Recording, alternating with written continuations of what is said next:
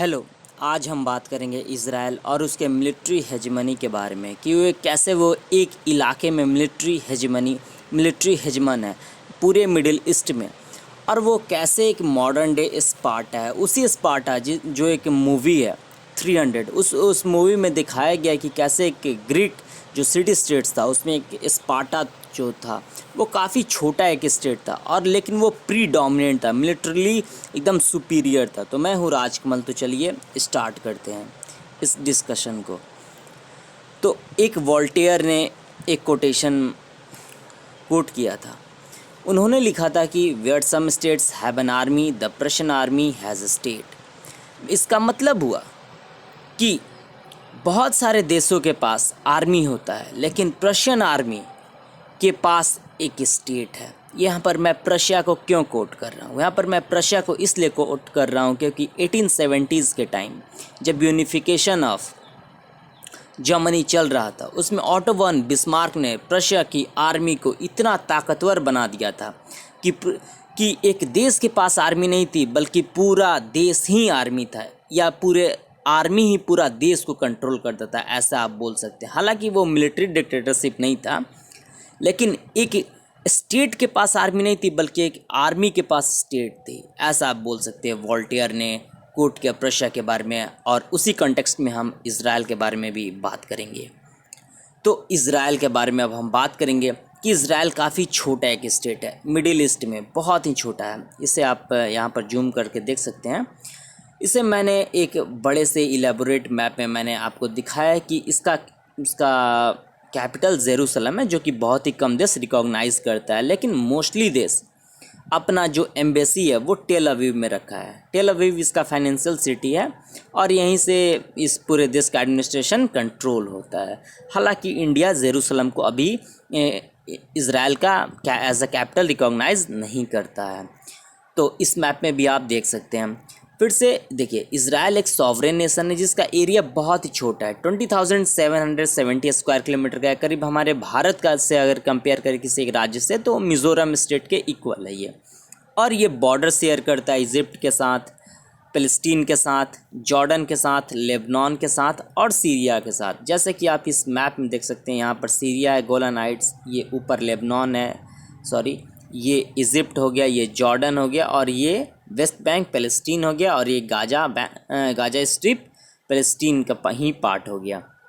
फिर से वहाँ पर बिल्कुल हमारी तरह लोकतंत्र है, मल्टी पार्टी डेमोक्रेसी है, रिपब्लिक है, लेकिन वहाँ पर वन हाउस है, एक ही, मतलब उसके संसद का दो सदन नहीं, जैसे हमारे यहाँ राज्यसभा होता है और लोकसभा होता है। तो वहाँ पर एक ही सभा है, उसका नाम है सीनेट जी, जहाँ पर 120 सीट है। उसके head of the state president Reuven Rivlin है। Head of the government prime minister Benjamin Netanyahu. जैसे हमारे इंडिया में सबसे ज़्यादा पावर अगर किसी के पास है तो वो प्राइम मिनिस्टर के पास है, वैसे ही इज़राइल में भी है। बेंजामिन नेतन्याहू वहाँ के प्राइम मिनिस्टर हैं, उन्हीं के पास मोस्ट ऑफ पावर्स हैं। वहाँ का कैपिटल जेरूसलम है, लेकिन मोस्ट ऑफ कंट्रीज़ जेरूसलम को रिकॉग्नाइज़ नहीं करती। हालांकि यूएस ने 2017 में ही रिकॉग्नाइज़ कर दिया था, इंडिया उसे रिकॉग्नाइज नहीं करता। इंडिया अपना एम्बेसी टेल अवीव में रखता है, और उसका ऑफिशियल लैंग्वेजेस हिब्रू है और अरबिक है, क्योंकि अरबिक डिसेंट के लोग भी वहाँ पर 20% रहता है।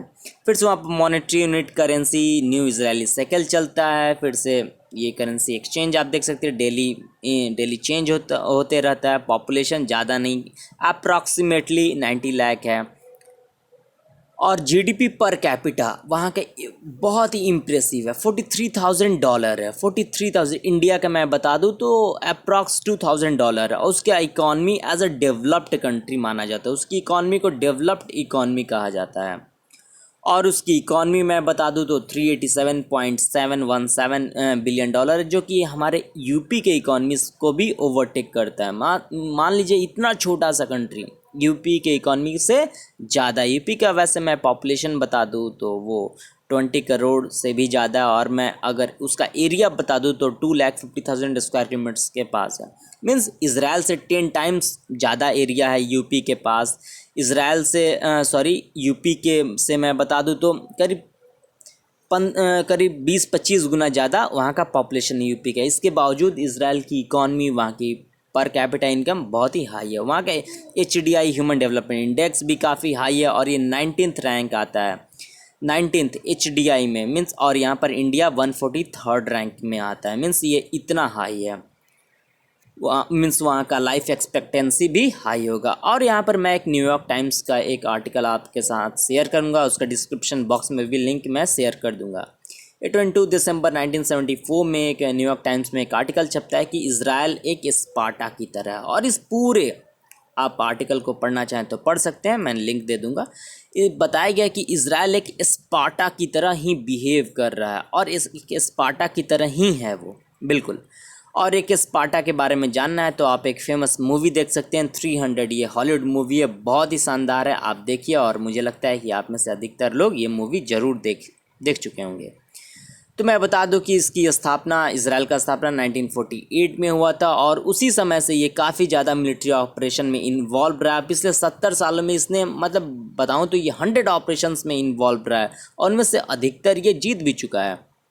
और इसका मोस्टली जो ऑपरेशन होता है वो अरब इजरायली कन्फ्लिक्ट के तौर पर होता है, कभी लेबनान के से, कभी सीरिया से, कभी आपको जॉर्डन से होता है, कभी पैलेस्टीन से होता है, जैसा कि अभी हो रहा है। तो ये उसका कुछ जैसे कि ऑपरेशंस है। इसमें फेमस 1948 अरब इजरायली वॉर है, सिनाई वॉर है, जिसमें उसने इजिप्ट को हराया था, इजिप्ट की पूरी तरीक़े से एयरफोर्स को ध्वस्त कर दिया था। फिर 6 डे वॉर 1967 में 7 देशों को एक साथ हराया था। तो ये बहुत ही फेमस वार है। फिर योम किप्पुर वार 1973 में, इसी के बाद ये न्यूयॉर्क टाइम्स ने ये आर्टिकल लिखा था कि योम किप्पुर वार में इज़राइल ने जीता था अरबी देशों के खिलाफ जो उसने वार छेड़ा था, उससे वो जीत गया था। और उसी समय न्यूयॉर्क टाइम्स ने कोट किया कि इज़राइल एक स्पार्टा की तरह है, और स्पार्टा की तरह ही बिहेव कर रहा है। तो इसका वो ऑपरेशंस है का लिस्ट है, अगर आप देखना चाहें, पढ़ना चाहें तो आप पढ़ सकते हैं। और जो उसका करेंट ऑपरेशन चल रहा है, जो कि मैं बता दूं अल-अक्सा मॉस्क के आसपास, जो 8 मई से स्टार्ट हुआ, जो पैलेस्टीन में, और जो हमास के बेस पर वो एयर स्ट्राइक्स कर रहा है गाजा स्ट्रिप में, उसको वो ऑपरेशन वॉल गार्जियन कहता है। ऑफिशियली ये इज़राइल का गवर्नमेंट इसे ऑपरेशन वॉल गार्जियन बोलता है। फिर से हम देखें तो इतने ही कम समय में, मीन्स आज है 14 मई, और 8 मई, मतलब 8 मई से ये ऑपरेशन स्टार्ट हुआ, और इतने कम टाइम में उसने हमास के बहुत सारे सीनियर ऑफिशियल्स को, मिलिट्री इंटेलिजेंस के ऑफिसर्स को, अभी में वेपन मैन्युफैक्चरिंग यूनिट में काम कर रहे बहुत सारे लोगों को उसने मार गिराया है। क्योंकि उसके पास दुनिया का सबसे शानदार जो कि एक इंटेलिजेंस यूनिट है, आपको पता ही है कि उसका नाम मोसाद, जो अपने मतलब बेहतरीन कारनामे के लिए जाना जाता है। फिर से हम बात कर ले कि सिर्फ उसका एयरफोर्स ही नहीं फेमस है, उसका एयरफोर्स ही नहीं मजबूत है, बल्कि उसकी टैंक ब्रिगेड है, टैंक की बहुत बड़ी फ़ौज है उसके पास। उसके बाद मैं बता दूं कि उसके पास मॉडर्न एरोप्लेन है, F-35 है, लॉकहीड मार्टिन जिसे बनाता है यूएस का।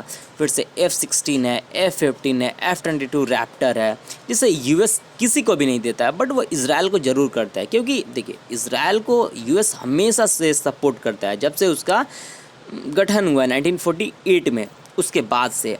और उसके बाद मैं बता दूं कि इज़राइल के हर एक पुरुष मर्द को कंपलसरी है कि आपको मतलब सेना में 2 साल का मिलिट्री ट्रेनिंग ज़रूर करना है, और आपको मिलिट्री में भी सर्विस देना है। ऐसे मैं बता दूं कि बेंजामिन नेतन्याहू ने भी दिया था एक समय, और एक समय वो और उनके भाई एक मिलिट्री ऑपरेशन में थे, जिसमें उनके भाई की मौत हो गई थी बाद में।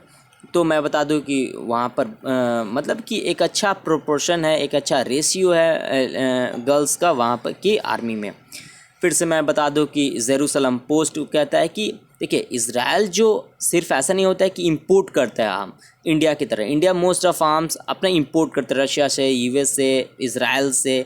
तो मैं बता दूं कि इज़राइल जो है वो अपना आर्म्स एक्सपोर्ट भी करता है, और बहुत ही बड़ी मात्रा में करता है। और इसका ये सबसे ज़्यादा अगर किसी को बेचता है तो इंडिया को 45% ऑफ द टोटल अमाउंट बेचता है, फिर से अज़रबैजान को, फिर वियतनाम को। और ये मतलब कि अपना जितना भी एक कह सकते हैं कि मिलिट्री में वो आत्मनिर्भर है, और ये बहुत ही कम देश से ख़रीदता है, जैसे यूएस से, जर्मनी से और इटली से। यूएस से मोस्टली आप कह सकते हैं कि फाइटर प्लेन्स खरीदता है, जर्मनी से नेवल शिप्स खरीदता है, और मैं बता दूं कि इज़राइल के बारे में कहा जाता है कि इज़राइल दुनिया का 8th लार्जेस्ट आर्म्स एक्सपोर्टर है। इतना छोटा देश, इतना कम जनसंख्या, इसके बावजूद इतना इम्प्रेसिव स्टेटिस्टिक्स डाटा है।